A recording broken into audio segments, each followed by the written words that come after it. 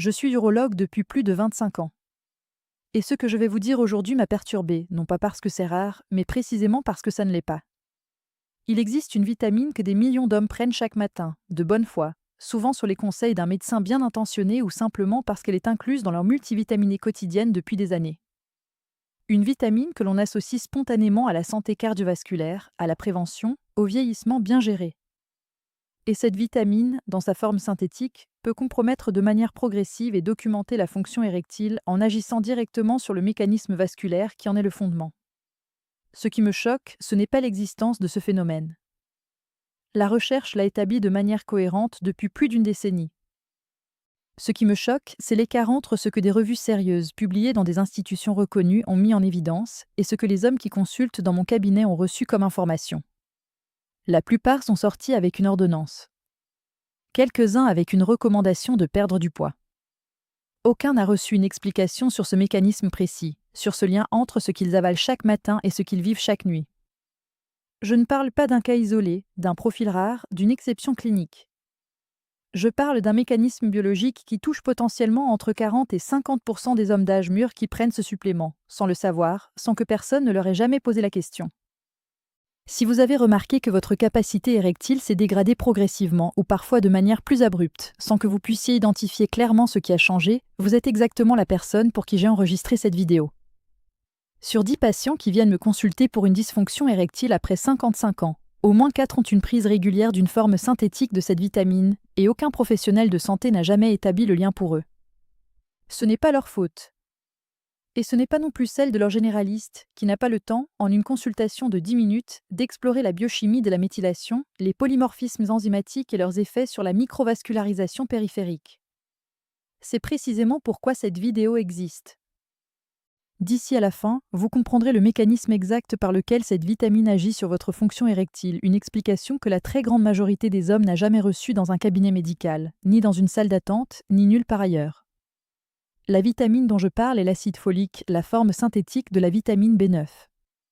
Elle est présente dans presque tous les complexes vitaminiques B vendus en pharmacie, dans la majorité des multivitamines pour adultes, dans plusieurs médicaments prescrits dans le cadre d'un suivi cardiovasculaire ou neurologique, et dans des dizaines d'aliments industriellement enrichis que vous consommez très probablement sans le savoir, certaines farines, certains pains de mie, certaines céréales du petit déjeuner, certains produits boulangerie packagés. Voici ce que la plupart des gens ignorent, et ce que même beaucoup de médecins généralistes n'ont pas eu l'occasion d'intégrer dans leur pratique quotidienne. L'acide folique synthétique et le folate naturel que votre corps utilise ne sont pas la même chose. L'acide folique est une molécule qui n'existe pas sous cette forme dans la nature. Pour que votre organisme puisse l'utiliser, elle doit être convertie en sa forme biologiquement active, le 5-méthyltétrahydrofolate, par une enzyme spécifique, la méthylène-tétrahydrofolate réductase, que l'on désigne par l'acronyme MTHFR. Cette enzyme est le pivot du processus de méthylation, un processus fondamental qui intervient dans des dizaines de réactions biochimiques dans votre corps, dont la production d'oxyde nitrique dans vos vaisseaux sanguins. Voici où le problème commence réellement. Entre 40 et 50% de la population mondiale porte une ou deux copies d'une variante génétique de ce gène MTHFR, une variante qui réduit significativement l'efficacité de cette enzyme. Des données publiées dans le Journal of Nutrition et confirmées par des équipes de recherche en épigénétique indiquent que chez les hommes d'ascendance européenne au-delà de 50 ans, cette proportion peut être encore plus élevée. Ces hommes ont une capacité réduite, parfois de 40, parfois de 70%, à convertir l'acide folique synthétique en folate actif utilisable. Ce n'est pas une maladie.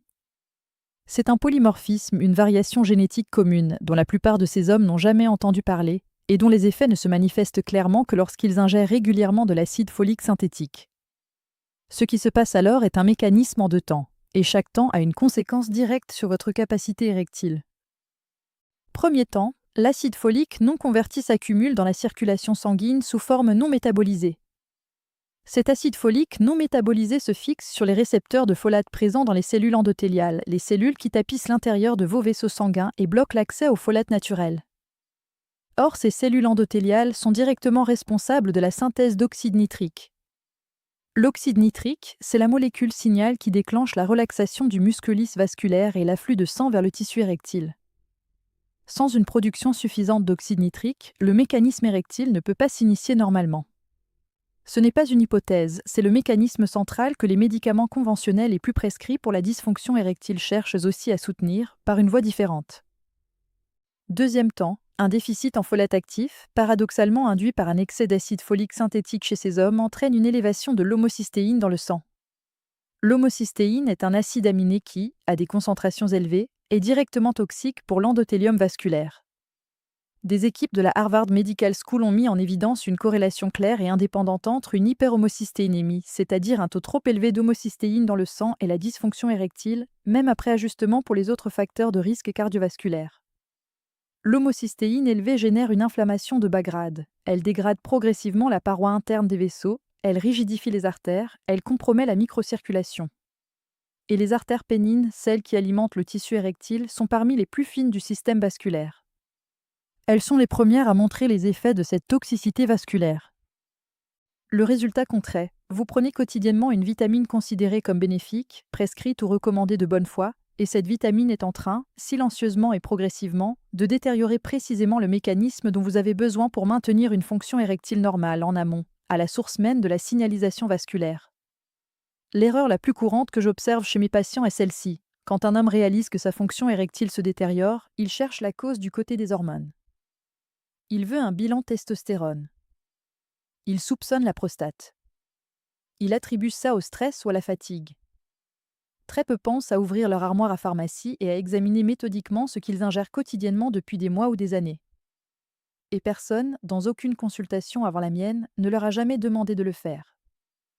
La première directive que je donne systématiquement à mes patients dans cette situation est simple dans son principe et décisive dans ses effets. Identifiez si vous prenez de l'acide folique synthétique, sous quelque forme que ce soit, et si c'est le cas, discutez avec votre médecin d'un remplacement par sa forme directement biodisponible, le méthylfolate, que l'on trouve sous les désignations 5-MTHF ou L-méthylfolate selon les formulations. Le méthylfolate contourne entièrement l'obstacle enzymatique. Votre corps l'utilise directement, sans transformation, quelle que soit votre variante MTHFR. Il restaure progressivement la production d'oxyde nitrique dans les cellules endothéliales, il normalise le bilan de l'homocystéine et il ne génère pas d'accumulation d'acide folique non métabolisé. Plusieurs études randomisées, dont une publiée dans la revue Urologie dont les résultats ont retenu mon attention en 2014, ont montré une amélioration mesurable de la fonction érectile chez des hommes présentant une hyperhomocystéinémie traitée par folate actif sur une durée de 3 mois, indépendamment de tout autre traitement. Ce changement à lui seul ne résoudra pas une dysfonction érectile établie depuis plusieurs années chez tous les hommes, mais il élimine un facteur de dommage actif que vous alimentez peut-être chaque matin depuis des mois. Et la différence entre supprimer un facteur de détérioration en cours et tenter de le compenser après coup, c'est une différence considérable dans la trajectoire de réponse à moyen terme. La deuxième directive porte sur un examen sanguin que la quasi-totalité de mes patients de plus de 50 ans n'ont jamais fait, et dont très peu ont même entendu parler, le dosage de l'homocystéine plasmatique. Ce n'est pas un examen de routine. Il ne figure pas dans le bilan standard de prévention que votre médecin commande annuellement. Et pourtant, il vous donne une information que votre taux de cholestérol, votre tension ou votre glycémie ne peuvent pas vous donner, l'état réel de votre endothélium vasculaire, c'est-à-dire la qualité de la paroi interne de vos vaisseaux sanguins. Un taux d'homocystéine supérieur à 12 à 15 micromoles par litre est considéré comme un marqueur clinique de risque vasculaire significatif. Dans la pratique, je vois régulièrement des hommes entre 60 et 70 ans avec des taux entre 18 et 25 micromoles, et aucun d'eux n'avait la moindre idée que ce chiffre existait, qu'il avait une signification pour leur santé érectile, et qu'un simple changement de formulation vitaminique pouvait l'influencer favorablement. Demandez ce dosage à votre médecin. Il est accessible, peu coûteux, et il vous donne une information de fond que aucun autre examen de prévention standard ne fournit sur votre santé vasculaire. La troisième directive est moins évidente, mais elle est cliniquement nécessaire si vous souhaitez réellement inverser la tendance, réduire votre exposition à l'acide folique synthétique dans les aliments industriels. Dans la plupart des pays européens, certains produits de grande consommation, farine blanche raffinée, pain de mie industriel, céréales du petit déjeuner enrichi, produits boulangerie packagés sont enrichis en acide folique synthétique. Si vous avez une variante MTHFR, chaque portion de ces aliments constitue une exposition supplémentaire à la molécule que votre système ne peut pas correctement traiter. Réduire ces produits ultra-transformés n'est donc pas uniquement un conseil nutritionnel générique, c'est une mesure de protection vasculaire directement pertinente pour votre profil biochimique. En parallèle, augmentez votre apport en folate naturel, présent dans les légumes à feuilles vertes comme les épinards, la mâche, les asperges, les lentilles, les pois chiches, vous permet de maintenir un niveau de folate actif sans passer par la conversion enzymatique. Le folate naturel des aliments entiers ne génère pas d'accumulation non métabolisée, même chez les hommes porteurs de la variante MTHFR. Je dois marquer une pause ici, parce que ce type d'information, que j'explore dans chaque épisode de cette chaîne, devrait être accessible à tous les hommes dès le premier signe d'alerte, et non uniquement à ceux qui ont la chance d'avoir un urologue avec suffisamment de temps pour aller au-delà du symptôme présenté en consultation. Si ce que vous entendez dans cette vidéo vous apporte quelque chose que personne n'a pris le temps de vous expliquer, cliquez sur le bouton j'aime et abonnez-vous. Chaque diffusion de ce contenu fait en sorte qu'un autre homme de 50, 60 ou 70 ans accède à une information qui peut changer la trajectoire de sa santé vasculaire. Ce type de transmission clinique mérite d'exister en dehors des cabinets médicaux. La 4e directive concerne directement la reconstruction de la capacité vasodilatatrice, parce que même si vous réglez le problème de l'acide folique, un endothélium vasculaire endommagé sur plusieurs années ne se régénère pas spontanément en quelques jours. Il a besoin de substrats. L'arginine est l'acide aminé qui constitue le précurseur direct de la synthèse d'oxyde nitrique dans les cellules endothéliales. Elle est présente en concentration significative dans les noix de cajou, les amandes, les graines de courge, la viande de poulet, le thon. Des travaux conduits dans des centres de recherche cardiovasculaire européens ont montré qu'un apport alimentaire régulier et soutenu en arginine améliore la fonction endothéliale de manière mesurable chez les hommes présentant des antécédents de dysfonction vasculaire périphérique. L'effet n'est pas immédiat, il s'inscrit dans un processus de reconstruction sur plusieurs semaines qui nécessite de la régularité. Mais il constitue une base nutritionnelle que votre corps peut utiliser directement pour restaurer ce que les années de dommages homocystéiques ont progressivement détérioré. La 5e directive est celle que mes patients sous-estiment systématiquement, jusqu'à ce qu'ils l'expérimentent eux-mêmes. L'activité physique de résistance modérée, ce que l'on appelle parfois la musculation légère ou les exercices avec charge, stimule la production endothéliale d'oxyde nitrique par un mécanisme mécanique direct. Le cisaillement du flux sanguin sur la paroi vasculaire lors de l'effort musculaire déclenche une signalisation qui active les enzymes productrices d'oxyde nitrique dans l'endothélium. 2 à 3 séances de 30 à 40 minutes par semaine, sans intensité élevée, sans entraînement intense, simplement avec une charge mécanique régulière, produisent un effet vasculaire mesurable en moins de 4 semaines chez des hommes dont la sédentarité chronique a progressivement appauvri cette signalisation. J'ai observé dans ma pratique des hommes de 65 et 68 ans améliorer significativement leur réponse érectile par ce seul changement, maintenu sur 6 à 8 semaines, sans modification médicamenteuse d'aucune sorte. Le mouvement n'est pas un traitement de la dysfonction érectile, c'est un soutien direct au mécanisme vasculaire qui la sous-tend. Pendant des années, je le dis directement, sans chercher à construire une image particulière, mais parce que cette honnêteté est nécessaire pour que ce que je vais vous dire ait le sens qu'il mérite, j'ai résisté à l'idée d'inclure des compléments alimentaires dans les protocoles que je propose à mes patients. Cette résistance n'était pas une ignorance du secteur. C'était une posture professionnelle délibérée. Ma conviction était que les habitudes alimentaires, le mouvement, la gestion du stress et, si nécessaire, les médicaments conventionnels constituaient un cadre suffisant et plus rigoureux que toute formulation en gélule. Je considérais que la supplémentation représentait trop souvent une réponse commerciale à des problèmes que l'hygiène de vie pouvait résoudre si elle était appliquée avec sérieux. C'est une position que j'ai défendue longtemps et que j'aurais sans doute maintenue si la pratique clinique ne m'avait pas amené à observer quelque chose que je ne pouvais pas continuer à ignorer. Ce sous-groupe de patients a commencé à s'individualiser dans ma pratique avec une clarté croissante. Des hommes entre 60 et 67 ans qui suivaient les directives que je viens de vous décrire avec une rigueur réelle, qui avaient réglé le problème de l'acide folique, qui avaient augmenté leur apport en arginine, qui faisaient de l'exercice régulièrement, dont le bilan homocystéique s'était normalisé et chez qui la réponse vasculaire restait malgré tout incomplète. Pas par manque d'adhérence. Par limitation physiologique. Au-delà d'un certain âge et après un certain nombre d'années de dommages vasculaires cumulés, la capacité de synthèse endogène d'oxyde nitrique, la réactivité des récepteurs vasculaires dans le tissu érectile et la signalisation cellulaire des corps caverneux ont subi des modifications que les habitudes seules ne peuvent pas entièrement compenser. Il y a un plafond biologique. Et c'est précisément face à ce plafond que j'ai cherché dans la littérature des formulations avec un mécanisme documenté, pas des clins marketing, mais des données pharmacologiques publiées. Parmi ce que j'ai trouvé, 2 composés ont retenu mon attention par la cohérence de leur mécanisme d'action. Le premier est l'épimédium, dont le composé actif s'appelle l'icariine. L'icariine inhibe naturellement la phosphodiestérase de type 5, l'enzyme qui dégrade le signal vasculaire nécessaire à l'érection. C'est exactement le même mécanisme que celui des médicaments conventionnels et plus prescrits pour la dysfonction érectile, à la différence qu'il s'opère via une molécule végétale sans les effets systémiques associés aux molécules synthétiques. Plusieurs études publiées dans l'Asian Journal of Andrology ont confirmé cet effet chez des hommes présentant une dysfonction érectile légère à modérée et montré une amélioration de la microcirculation dans le tissu érectile. Le second est l'acide alpha-lipoïque, un antioxydant qui agit spécifiquement sur les vaisseaux périphériques en réduisant l'inflammation endothéliale chronique. Chez des hommes dont l'endothélium a été exposé à des années d'hyperhomocystéinémie, ce soutien à la réactivité vasculaire périphérique constitue précisément ce que les directives alimentaires seules ne pouvaient pas fournir dans les délais observés. J'ai commencé à intégrer cette combinaison dans le protocole de certains de mes patients, en particulier ceux entre 58 et 65 ans dont la réponse aux mesures habituelles demeurait insuffisante après 6 semaines d'application rigoureuse. Ce que j'ai observé, et je vous le dis sans pouvoir vous garantir que ce sera votre expérience individuelle, c'est qu'une proportion consistante de ces patients rapportait une amélioration perceptible de leur réponse érectile dans un délai de 3 à 5 semaines. Pas chez tous, mais suffisamment régulièrement pour que je maintienne cette recommandation dans mon protocole à ce jour. Ce n'est pas un médicament. C'est un soutien nutritionnel avec un mécanisme documenté. Avant de l'intégrer à mes recommandations, j'ai examiné les rapports de composition et de pureté du produit. C'était une condition non négociable pour moi, au même titre que je le ferais avant de recommander quoi que ce soit à un patient.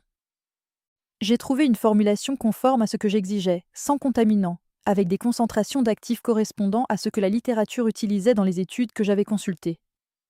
Si vous souhaitez consulter la composition à votre rythme et évaluer par vous-même, j'ai placé le lien dans la description de cette vidéo. C'est là pour les hommes qui veulent aller plus loin. Ce que je veux que vous compreniez avant de clore le contenu de cette vidéo, c'est que la dysfonction érectile n'est pas uniquement un problème de vie intime. C'est un signal vasculaire. Les artères qui alimentent le tissu érectile sont parmi les plus fines de l'organisme, elles ont un diamètre de 1 à 2 mm et elles sont les premières à manifester les signes d'une dysfonction endothéliale systémique. Ce que votre corps vous dit quand cette fonction se détériore, c'est que la qualité de votre circulation sanguine globale mérite une attention immédiate, bien au-delà de ce que vous ressentez dans la chambre à coucher. Des recherches publiées dans l'European Heart Journal ont établi une corrélation directe entre la dysfonction érectile et le risque d'événements cardiovasculaires à 5 et 10 ans, indépendamment des facteurs de risque conventionnels. Les hommes qui présentent une dysfonction érectile sans autre facteur de risque cardiovasculaire apparent ont statistiquement un risque significativement plus élevé d'événements cardiaques dans les années suivantes que ceux qui ne présentent pas ce symptôme. Ce n'est pas une coïncidence biologique, c'est le même tissu, le même mécanisme, le même processus de dégradation vasculaire qui se manifeste d'abord là où les vaisseaux sont les plus petits et les plus vulnérables. Ce que je vois dans la pratique, et que les études épidémiologiques ne capturent pas avec la même précision, c'est la différence de trajectoire entre deux types de patients. Ceux qui ont pris ce symptôme au sérieux à 55, 58 ans, qui ont modifié leur alimentation, fait tester leur homocystéine, compris leur profil MTHFR, ajusté leur supplémentation, ces hommes-là n'arrivent généralement pas dans mon cabinet à 70 ans avec une cascade de problèmes cardiovasculaires associés, une détérioration cognitive accélérée et une perte de vitalité globale. Ceux qui ont attendu, qui se sont dit que c'était normal pour l'âge, qui ont minimisé parce qu'ils avaient honte d'en parler ou parce que leur médecin n'avait pas le temps d'approfondir, ceux-là arrivent avec des problèmes complexes, enchevêtrés, qui demandent des interventions nettement plus lourdes et dont les résultats sont beaucoup moins prévisibles. La vitalité masculine après 50 ans n'est ni un luxe ni une question de vanité. C'est un indicateur de santé systémique. Et ce que vous faites aujourd'hui pour votre endothélium, pour votre bilan homocystéique, pour la qualité de votre microcirculation construit ou compromet la santé que vous aurez dans 10 ans. Ce que nous avons couvert dans cette vidéo peut se résumer en 3 lignes essentielles. L'acide folique synthétique, présent dans la majorité des compléments vitaminiques standards et dans de nombreux aliments enrichis, représente un facteur de dommage vasculaire documenté chez les hommes porteurs d'une variante MTHFR et cette variante concerne potentiellement la moitié des hommes d'âge mûr. Ce dommage opère via une élévation de l'homocystéine et une réduction de la production d'oxyde nitrique, deux mécanismes directement et centralement impliqués dans la fonction érectile. Et les mesures pour interrompre cette trajectoire sont accessibles, concrètes et supportées par des données cliniques solides. Je voudrais vous poser une question dans les commentaires. Est-ce que vous preniez de l'acide folique synthétique sans savoir que ce lien existait avec la fonction érectile? Ou est-ce que c'est la première fois que vous faites cette connexion? Vos réponses m'aident à comprendre ce que les hommes savent réellement sur leur propre biologie et ce que cette chaîne doit continuer à couvrir. Ce que la biologie du vieillissement masculin enseigne sans ambiguïté, et je dis cela en me fondant sur des années à observer comment les corps répondent aux interventions à différents stades, c'est que le tissu érectile conserve une plasticité réelle.